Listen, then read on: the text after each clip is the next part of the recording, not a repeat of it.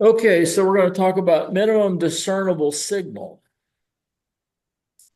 as opposed to minimum detectable signal. A little bit about noise floor, dynamic range, signal to noise ratio, image rejection, phase noise, reciprocal mixing, which is part of phase noise, uh, the effects in an SDR receiver of nonlinearity, using attenuators at the low bands, uh, and capture effect, which is Are you an there? FM issue. I think they just got their mic on. Yeah.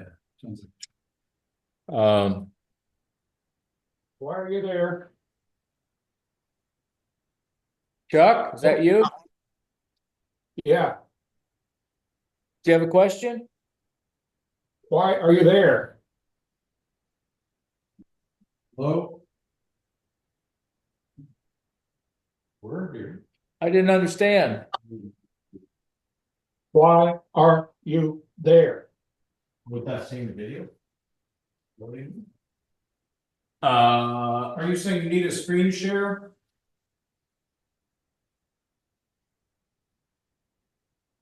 are you not seeing the screen?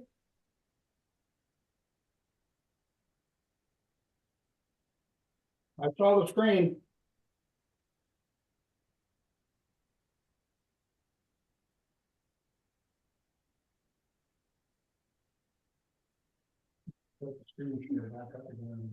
I thought it did. I see your screen. It says stop. It's, Yeah, you're- are you seeing the screen now?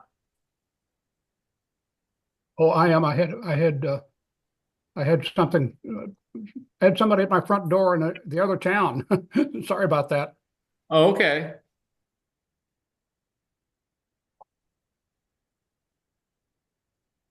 Okay, so the minimum discernible signal, called MDS, is the weakest signal that your receiver will detect. And one of the factors is your noise figure. So the higher the noise figure, the uh,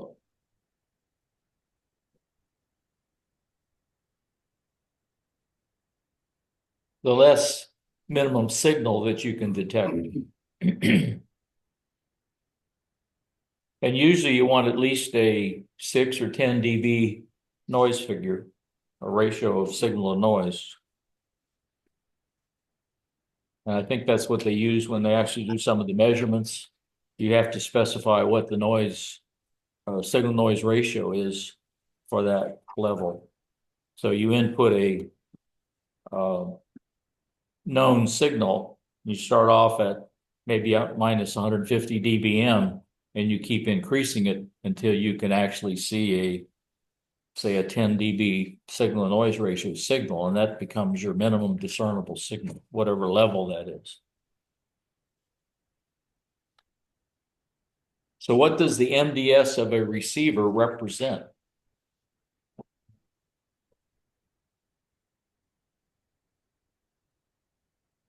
At what power level does a receiver minimum discernible signal of minus 100 dBm represent?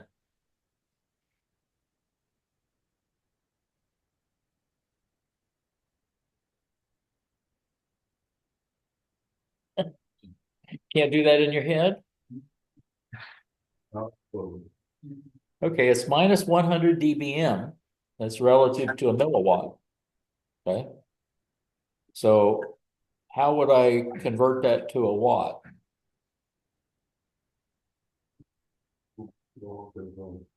Negative 10 over 1 minus 10. A watt would be 30 dBm, right? I guess, okay. Okay. 1 watt is 30 dB. 30 dB is 1,000, Oh, right? well, you just said something about 1 watt there. Yeah, 1 watt is equal to 30 dBm.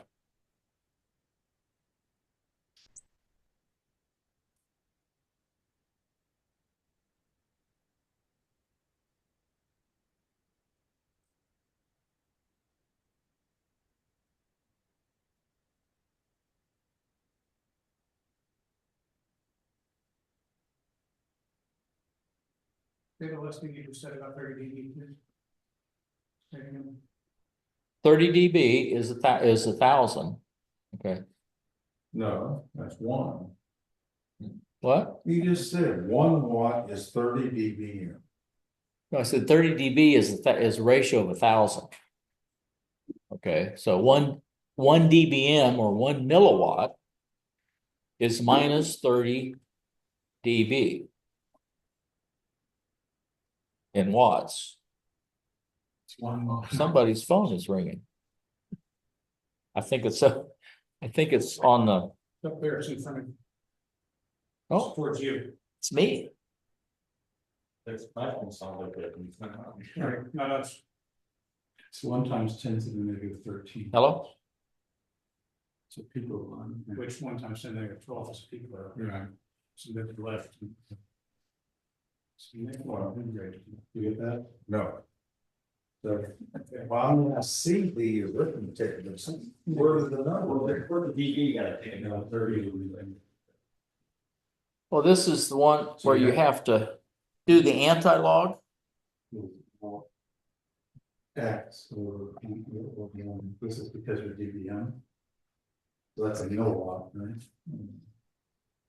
And this X you're trying to find what X is over watts. No. Relative, so. Put the 10 over and you get over 10 here, right? So negative 10. Equals the log of X over 1.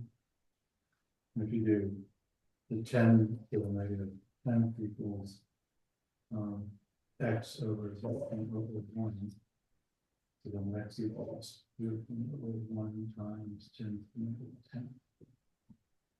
And that's a really small number. It's 1.0 e to the negative 13.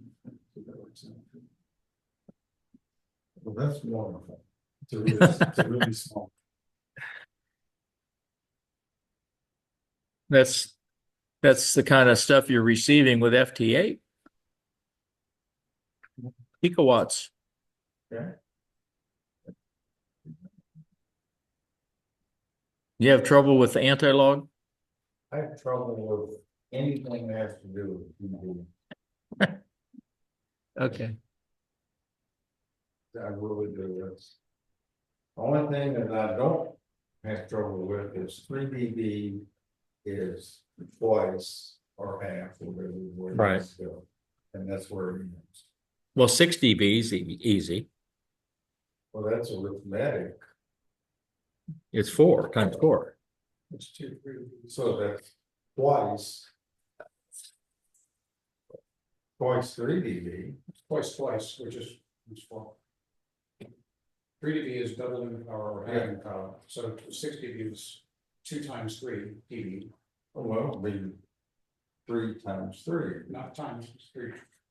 3 plus 3. It's It's- twice 3 dB. It's 3 dB And another and 3 dB plus 3 dB, which is 6 dB, which is equal to 2 times 2. Yeah. Okay. Now, do another. What was the one there, like 10 dB? Yeah, it's 10. Close to exactly 10. 10 dB is 10.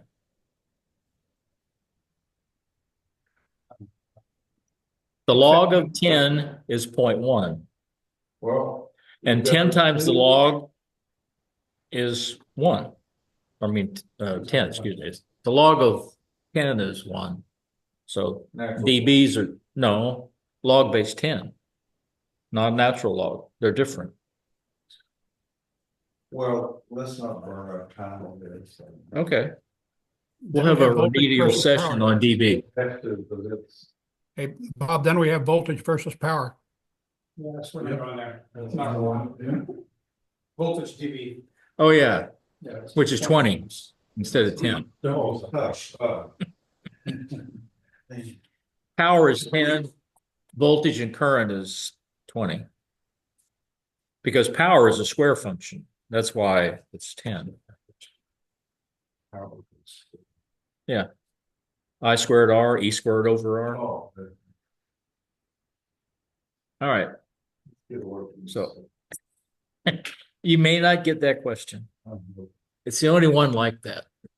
In this section. There's only two questions I'm aware of where you have to do the anti-log.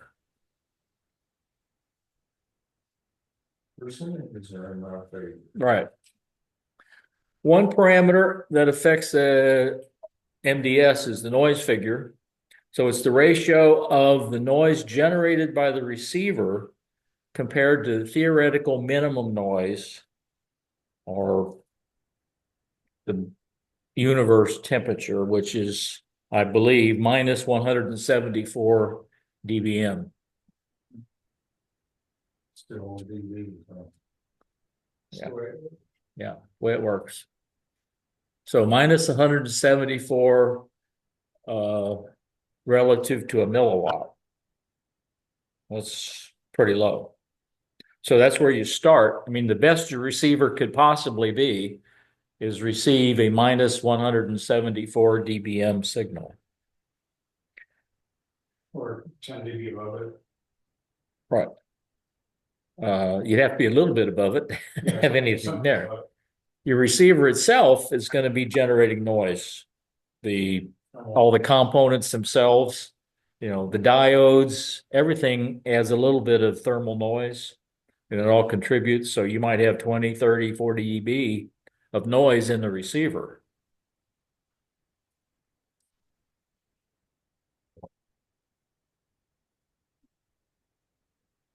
So what's the noise figure of a receiver?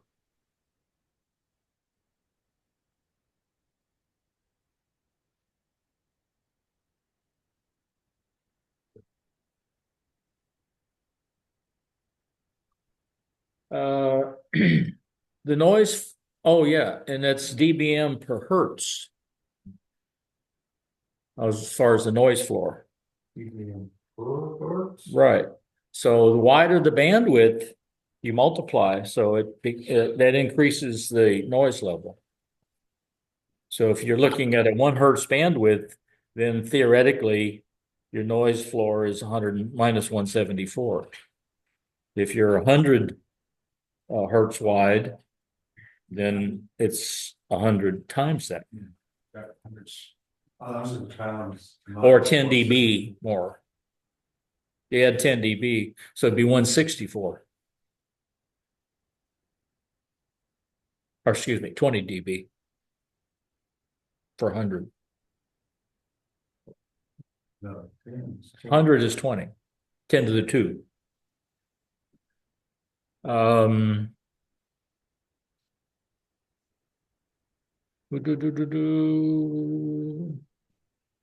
they're just showing you for that example. With a 400 hertz bandwidth, okay, you've got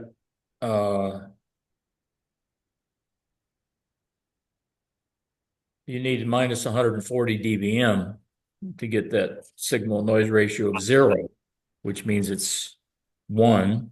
Okay. Missing the negative sign. On which? The last line, 147. Oh, down here? Yeah. 147.97. Oh, okay. Yeah. Should be a minus 147. I got a bigger question. You're adding dBms relative to a milliwatt with just regular dBms. And I've seen it where people add in dBi, dBs, and it's like, you just can't do that. Are you talking the last one where it's taking dBs Yeah. plus dB?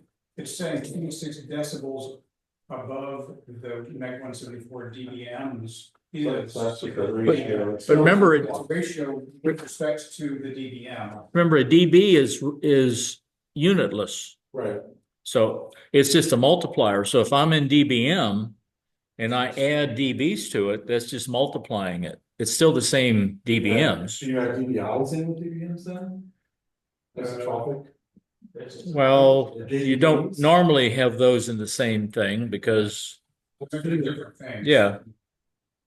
Because one of them we have to. subtract There is a off. question where you've got DBIs and then you're doing DBs. I don't know that it mixes DBMs in it. There's one where you have to subtract the 2.5. Yeah. That's decibels with respect to a dipole. Dipole, Versus decibels with respect to isotropic DBI, which is Yeah. a theoretical thing that emits all the power in a sphere versus a dipole that's got the donut. Yeah. That's the 2.4, Right. but it's again, you add 2.4 dB. No, 2.15. Okay, thank you. Yeah. 2.15, you got 2.15 dBs from the. Theoretical. Theoretical, so you have to reference it as either dB with respect to an isotropic or decibels with respect to a dipole. DVD, okay. DBD or DBI, But it's decimated, okay. yeah, Because when you say DB, it doesn't mean anything unless it's referenced to something. Yeah, exactly. so Okay. same thing here, it's dBm for milliwatt, and all he's doing is just scaling it up or down at 26 dB. It's scaling it up. But the result will be in dBm because the 1 -4 is a dBm. Yeah. Okay. So I'm gonna guess that the next slide is a question about this. I know, probably. You think?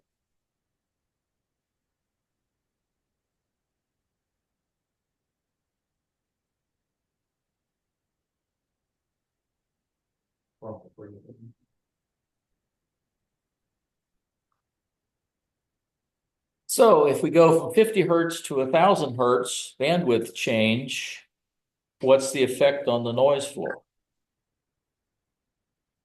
That's a real question. So it's 13 dB. Times the width. 20, maybe 20.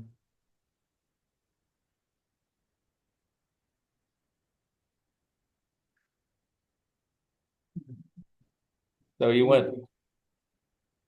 you changed it by a factor of how much? 20? 20, so it'd be 10 And times 20 in 2. dB is? Well, 10 is 10 dB, Oh, that's 3 more. 2 is 3 dB. 10 plus 3 is 13. Can you go back to the slides? Left arrow. Theoretical at room temperature. Yeah. So when you stick these receivers and transmitters out in space where the temperature is like -270 something. Kelvin 0. Yeah, Kelvin 0 effectively in free space. Your noise floor is probably going to be very different than at room temperature. Yes. Yeah. Yes. Hence why deep space communication is going to be something that's very different than terrestrial. But then your equipment also has to operate at those temperatures too. Which, Yeah. Side plates that feed all their stuff and so that. It's not a -250. Yeah, I get that. I saw a discussion about the Voyager probes and how much power they're actually able to generate at this point and so forth, but it's just a thought that the noise floor is with respect to room temperature. and what is room temperature? 20, 25 degrees C or 20, I think it's 68 degrees standard Fahrenheit, 20 Celsius. Or 73 if you're not gonna say 673, 73. Anyway, who knows? because a large portion of that noise floor is thermal noise. So the higher the temperature, the more noise your components are going to generate. Yeah, the LNGs that we use for satellite stuff, long noise block down converters, actually have a noise figure printed on them, so you can add that to the link budget. Are those super cool? Sometimes they do that for the astrophotography. Yeah, for high quality stuff. You got to really get it, liquid cooled or nitrogen cooled to get the But for temperature general- weighted. general SATCOM stuff, no, it's not, you just. I have a very, very good friend that works at the Greenbank National Radio Observatory. And Yes. their amplifiers up on the dish are real close to absolute zero for the noise. We have these space telescopes that look down to track hypersonic frequencies. It takes 2 days to get the refrigerant low enough so to get the sensor cold enough to its operating range. Yeah, so once it gets there, you don't really want to get it out of there. Okay, so in the case of SDR radios where you're doing ESP operations, you can have a variety of bandwidths, which you don't normally have in an analog type receiver. So you can not only switch different bandwidths within the DSP processing, but you can vary the bandwidth, and in some cases the shape. But the idea is that you want to minimize the bandwidth for whatever mode you're operating in. So if you're operating CW, you want a very narrow bandwidth. A lot of times I think the 7300, it kicks in like 500 hertz if you're in CW, something like that. You probably want to maybe even go narrower than that. For CW, it's normally about a 3 kilohertz band. Or what did I say? CW? Single sideband. Yeah. And of course, if you're doing AM, then you got to double it. And if you're doing FM, then you're another double it again.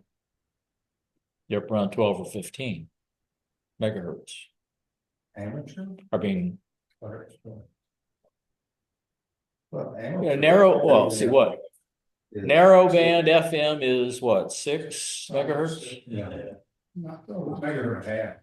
You're talking kilohertz, right? Kilohertz, yeah. Yeah. You can do it. I think it's 6. I think wideband is 12, but I think. I don't ever do it, but. And when you do 2 meter and that, it's whatever, you don't really have a choice. Most cases. Really, FT8 are kind of side band. FT8. Really Yeah. Yeah, they're all, kind of that. well, FT8 is 50 hertz. Not sure what RIDI is. It's down there. 300.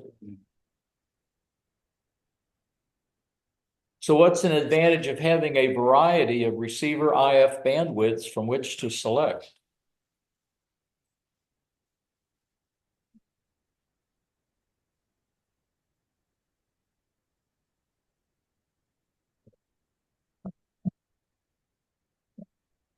The whole point is by minimizing the bandwidth because of the noise figure being in relative to hertz, the wider the bandwidth, the more noise power you're picking up. So if you can get it down to exactly what the bandwidth of the signal is, then that's the best noise figure you're going to get. Let's see. Oh, roofing filters. I think the only people that call it roofing filters is Yaesu. As far as I understand, it's just a bandpass filter or a low pass filter on the front end. And in some cases, you have a selector, sometimes they call it a pre-selector, where it actually, you can as you switch bands, it will switch bandpass filters on the front end that correspond to the whatever those frequency bands are, so that you can block out signals that are normally out of band. Without that, getting all of those signals into the input of your A to D, and you don't necessarily want that because of aliasing, because you're sampling it. So you don't want to be sampling signals that are much higher than what you're looking for, because you'll get a false result. Are those active filters? Are they fixed and switched in? I think the 7300 switches them in. I think they're actual physical filters, I believe. Not sure. So there have to be. I think on the block diagram I saw, I think it switches filters in.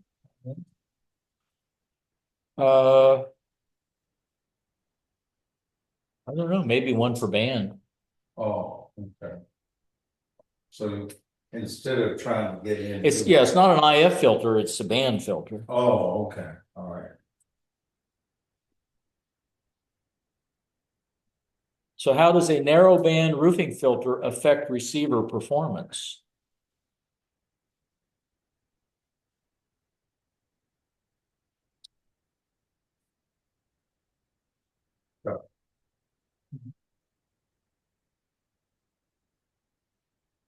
Yeah, we didn't do blocking dynamic range yet. Maybe it should change the order. Image rejection. You can have a signal close by and actually receive it in the same passband or IF band because of the image effect.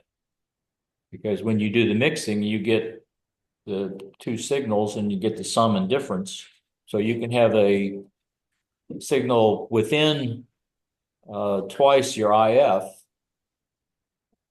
of the one you're actually looking for and get an image of it in the same passband.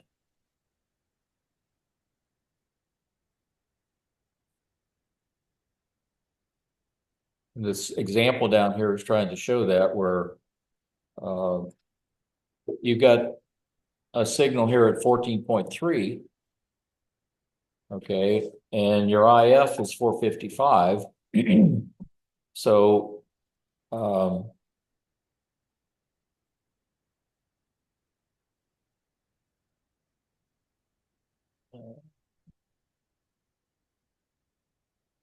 yeah, you're receiving at 14,755 because that's your local oscillator plus the offset. But you can also have a signal down here at 15.2. That's the difference. Yeah. Instead of the sum. Instead ends up being. And it's still going to show up in your 455 difference. So you can't tell the difference between the two signals. So having a higher frequency IF makes those farther apart. Makes it easier to filter out the image. I probably didn't explain that well. Looking a little double conversion. Well- Double conversion usually is the higher frequency. Well, that wouldn't necessarily help because, well, in the first IF is where you're going to see it. Yes, it's higher frequency.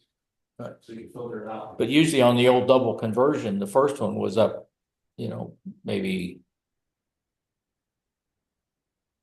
8 or 9 megahertz or Yeah, something, and then something. go down to 455. And then the triple conversion would even go lower.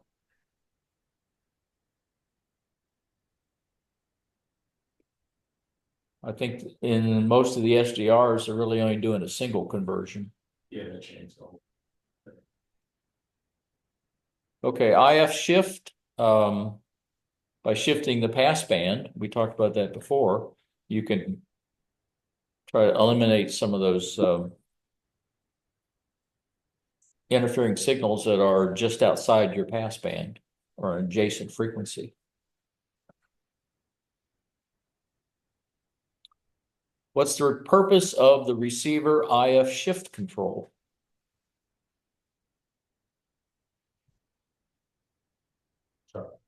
Charlie. Let's see. Oh. If you have a higher IF, okay, it helps in being able to reject adjacent signals. Because it's a lot easier to filter it. The wider that, or the higher the frequency of the IF is, it makes the sum and difference products farther apart. So if you have a front end filter or pre-selector, you can also help eliminate those out of band signals depending on how sharp that front end filter is.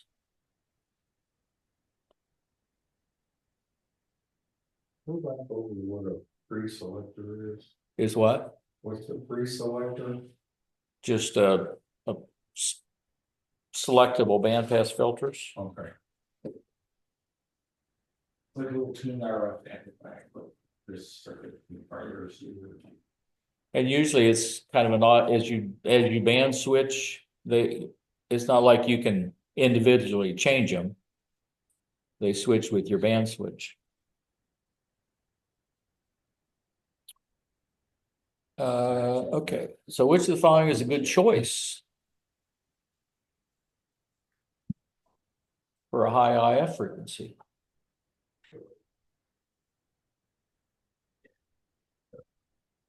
Which of the following receiver circuits can be effective in eliminating interference from strong out-of-band signals?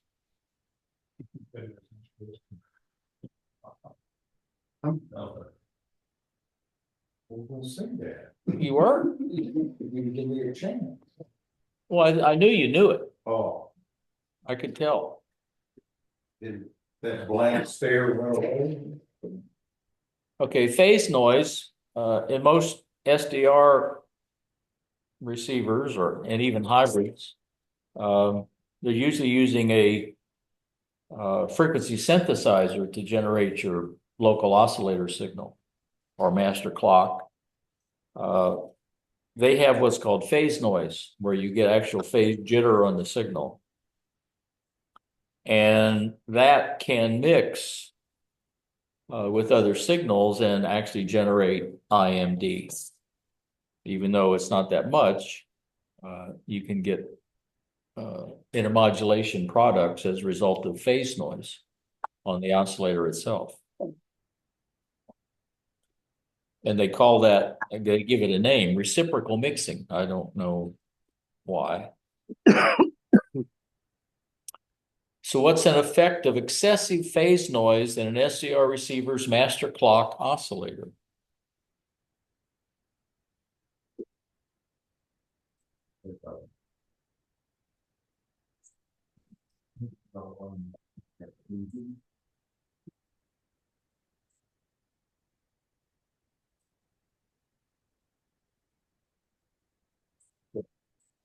Very good. I did it again. So what is reciprocal mixing? Joe. Oh, man. It's really got bad here. We should learn that linearity. Oh, well, I must have jumped about 4. Okay. I'm gonna hit N instead of page down. We'll pretend you didn't see that. So I think I go back. probably need to go back one more. Yeah. Non-linearity. There we go. Yeah, that's incredible. Non-linearity. Again, if you have any nonlinear devices, and your analog digital converter might actually have some where it doesn't convert the analog to digital equally across the spread of voltages. It can do the same thing as what you have in an analog circuit where you have a nonlinear device. And it acts as a mixer, and you get these mixing products where you get the original signal, you get the sum and difference, you get harmonics, and you get the sum and difference of the harmonics. So you can actually get a whole spectrum full of them. Normally, we only look at like the first and third harmonics. Those are the ones that cause the most problem. And in the SDR, because of the using an analog to digital converter, it's limited to whatever reference voltage it's comparing the signal to. So if you've got a 1 volt reference for your A to D, then you can't handle a signal greater than 1 volt. I mean, if you get one, it's going to read 1 volt regardless, whatever it is. So that is part of the dynamic range between the minimum detectable signal and the maximum signal. And that's a function of how many sample bits and then what reference you pick.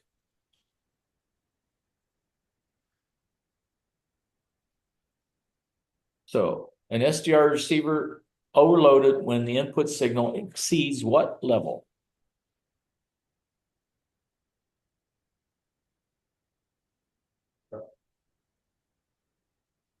Which one?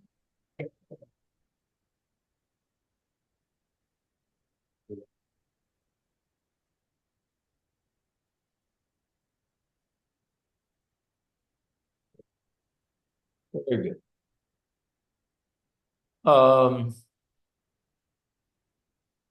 We talked about attenuators,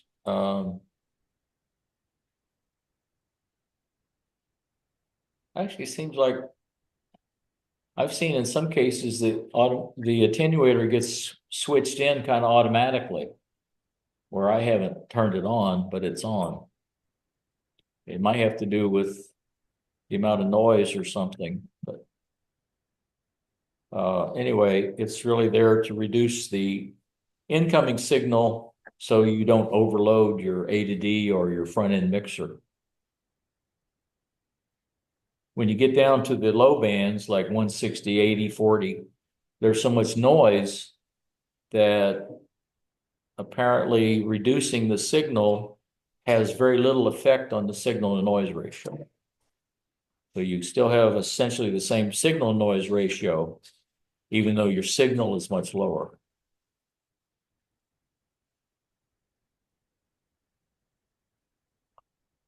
So why does input attenuation reduce receiver overload on the lower frequency HF bands with little or no impact on signal to noise ratio?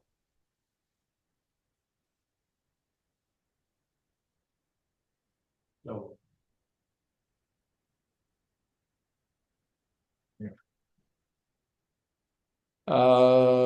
Okay, FM, there's a thing called capture effect, which is the way the frequency discriminator works.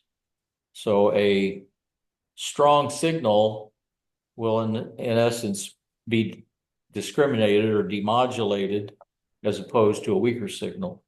Whereas in AM, single sideband, if you got a strong signal and a weak signal on the same frequency, you'll hear both of them, one louder than the other, and they'll interfere. In FM, you'll only hear the stronger signal, and it's called capture effect.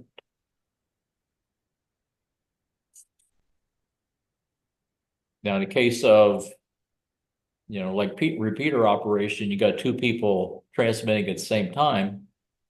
You probably won't hear either one.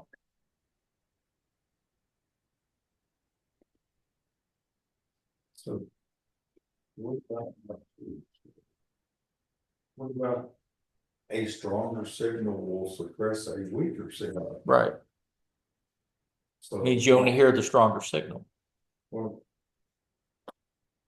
usually if two people are talking at the same time on the repeater, you don't understand either one. Right. But I think they're talking more of,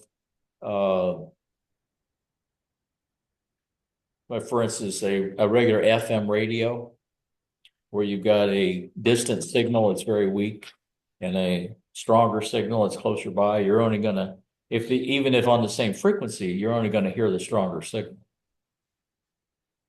Think of this way, if you repeater. It's a little bit different than, with a repeater, two people key in at the same time. If both of the people keying up are relatively the same signal strength, you're not gonna hear either.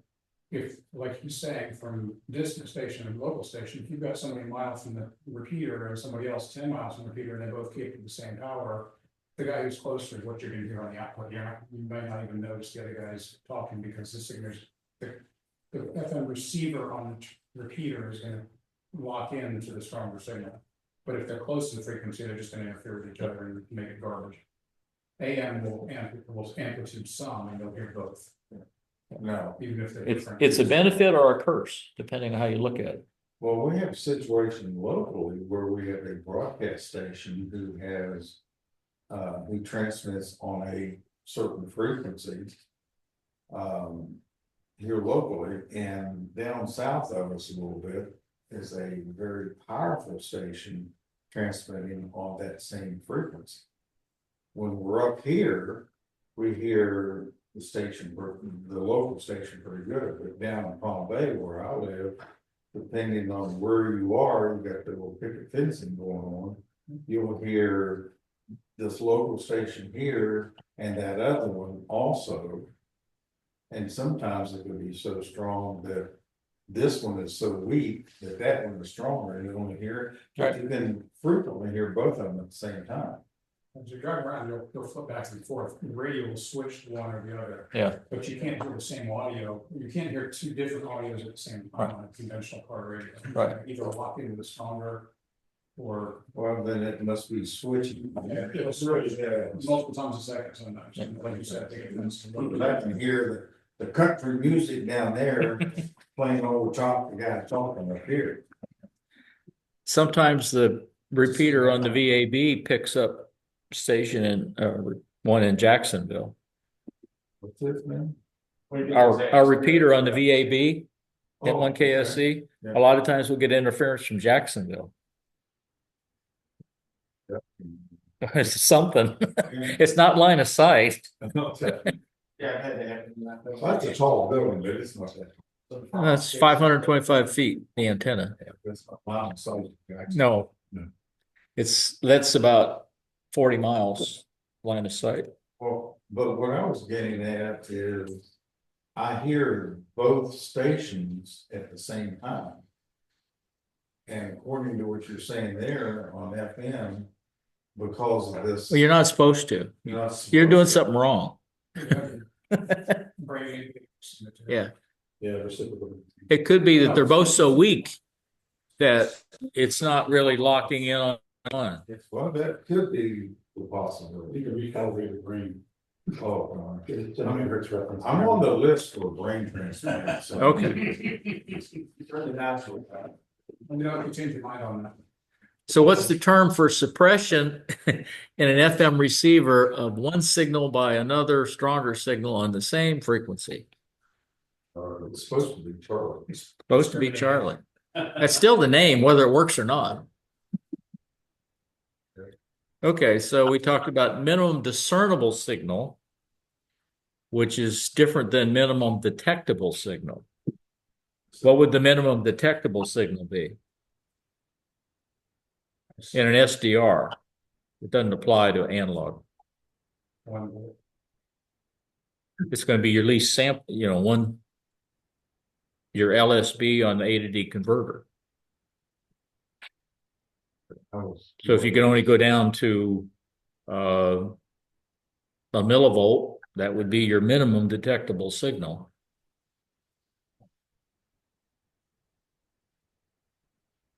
We talked noise figure, noise floor, which is bandwidth related, because the wider the bandwidth, the higher the noise floor becomes.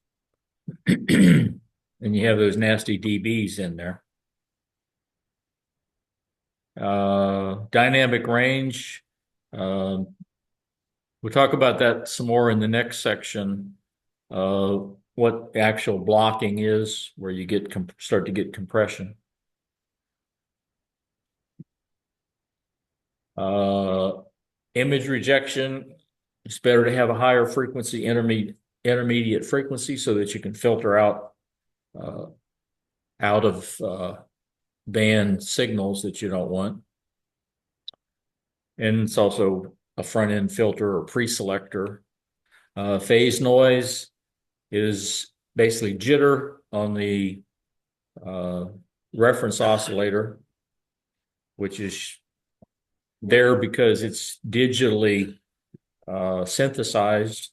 So you've got a lot of switching circuits going on. So you get a little, what they call phase noise or jitter on the signal.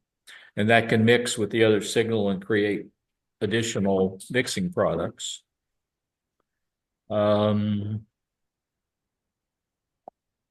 It's called overload if your signal exceeds the reference voltage on the analog digital converter, which means you can't detect any signal higher than that.